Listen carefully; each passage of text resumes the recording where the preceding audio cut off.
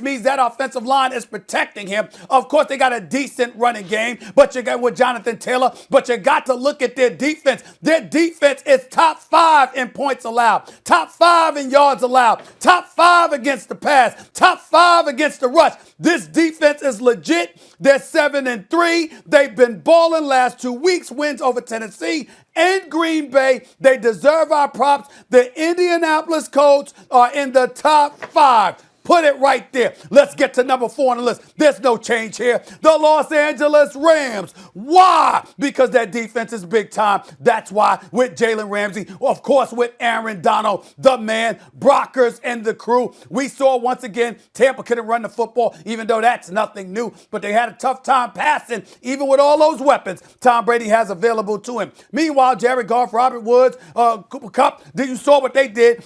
23 receptions for 275 yards combined. The Rams are a well-balanced team, legitimate Super Bowl threat, exceptionally well coached by Sean McVay. They're a top 4 team. Let's go to number 3 on the list, please. It's an easy one, y'all. It's a gimme. It's the New Orleans Saints. Why? Even without Drew Brees, Taysom Hill comes into that game and gives you something Drew Brees could never give you. That's the ability to run the football effectively, to be a threat moving the change, score 2 touchdowns on runs. That is Taysom Hill. Threw the ball decently well, completed 78% of his passes, still got Michael Thomas, still has Emmanuel Sanders, still has Alvin Kamara, and that defense is no joke in New Orleans either. They're a top 3 team. Let's go to number 2 on the list. Are you ready? It's the Kansas City Chiefs.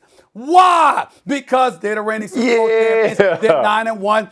Patrick Mahomes is that dude. Make no mistake about it. You saw my brother from another mother, Travis Kelce, balling, Tyreek Hill and the crew. You know what they bring to the table, but they did struggle against the Las Vegas Raiders, and they needed the heroics of Patrick Mahomes with Travis Kelce and those boys to come on through. I didn't like that about them. I thought there was a little slippage there that they deserved it, but really it wasn't slippage on their part. It's the fact that I'm elevating this team number 1, the undefeated Pittsburgh Steelers at 10-0. Why? I just told you they 10-0. That's why Big Ben Roethlisberger, top 5 in the league as far as I'm concerned at the quarterback position. You see Claypool, you see Juju Smith-Schuster, you see James Washington, you see DeAndre Johnson, you see all of these brothers, what they're doing, and you know that defense is real. It's legit. It's big time. They are undefeated, and they went there and treated the Jacksonville Jaguars like the bye week they are supposed to be. They handled them 27-3. I've got them as number 1 on my list. So from 1 to 5, the Steelers, the Chiefs, the Saints, the Rams, and the Indianapolis Colts as my top 5 teams in the National Football League after Week 11. Floor is yours.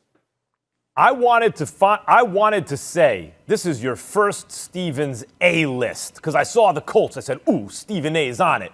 Rams at 4. Oh, Stephen A, 2 for 2. 3 for 3 with the Saints. Here it comes, Stevens A and B list. You're not putting the Steelers ahead of the Chiefs. Will you stop that? Everyone knows the Chiefs are the best team in football. I don't care about their flaws. They got Patrick Mahomes. Steelers ain't beating no Chiefs. No one's beating the Chiefs. Almost there. Jeff Saturday, I've seen some D and C lists. I thought this was going to be an A, but I can only give it a B.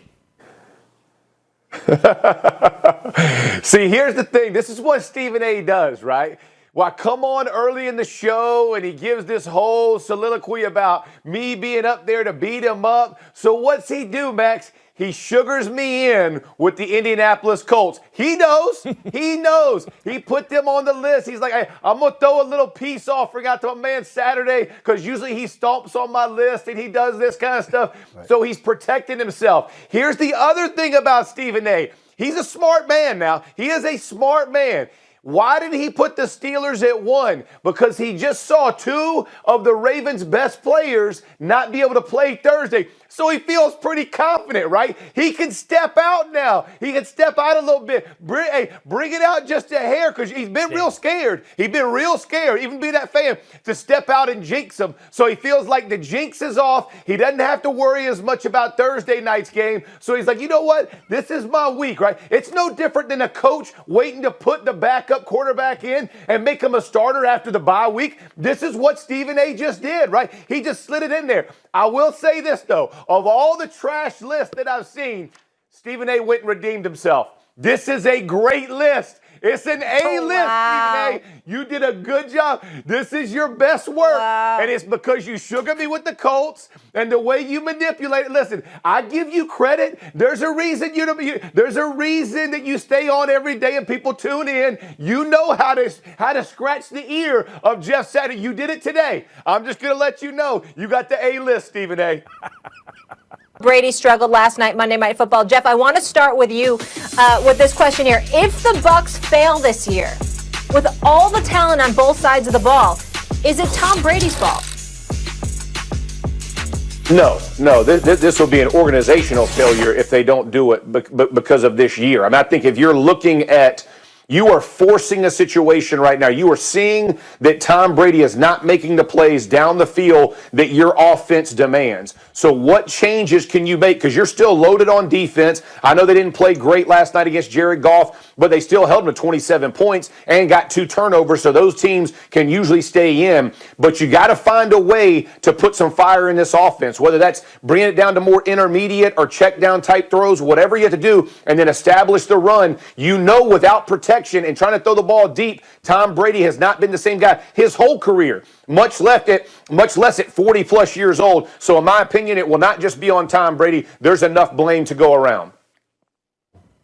With the exception of the Go ahead, Stephen A. Listen, with the exception of 2018, Bruce Arians has been a head coach in this football league since 2012. What's the problem? What's wrong with expecting more from him? The fact of the matter is that you got Tom Brady, you got Antonio Brown, you got Chris Godwin and Mike Evans and Gronk and Brate. Even with O.J. Howard being out for the season, you still got Leonard Fournette, you got Ronald Jones. What's the problem? Well, at least you had Ronald Jones before last night. I hope he's all right. The bottom line is this. You've got a multitude of weapons, okay? And you've got Todd Bowles coaching a defense in a respectable enough fashion for us to think that you have a chance. What is the problem holding Bruce Arians accountable to at least to the degree that we hold Tom Brady accountable? I have no problem with that. Yeah, no one holds Tom Brady accountable apparently except for me. Guys, Bruce Arians was good enough with a quarterback who's a third stringer this year. Jameis Winston's a third string quarterback. He went to a new team. He's not, the starter goes down. He's not starting, right? Like he's a third stringer. That's the honest truth right now. They went 7-9 last year, and we all said, you just put a competent quarterback, not going to turn the ball over 30 times, throw 30 interceptions. They'll be at least 9-7, maybe 10-6. Oh, there's Tom Brady, maybe 10-6, 11-5. Here it comes. Super Bowl favorites out of the NFC. Jeff Saturday, you were talking about they have defense. By the way, you're right. Arians doesn't run the ball enough, but they're getting pretty good run blocking. They have receivers everywhere you look. They have guys who get yards after the catch. Look at Mike Evans yesterday, even with guys hanging off of him. They have every single thing you want. And when Brady comes up short against the Saints twice, when he comes up short against the Bears, when he comes up short yesterday against the Rams, excuses.